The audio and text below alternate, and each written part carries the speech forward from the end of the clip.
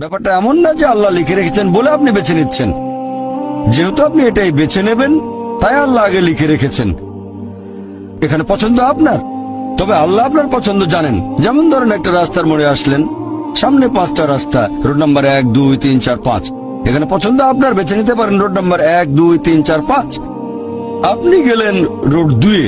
এটা আগে থেকেই লেখা আছে আপনার নিয়তিতে যে আপনি যাবেন 2 নম্বর রোডে। ব্যাপারটা এমন না যে আল্লাহ লিখেছেন বলে আপনি করছেন। যেহেতু আপনি এটাই বেছে নেবেন তাই আল্লাহ আগে লিখে রেখেছেন।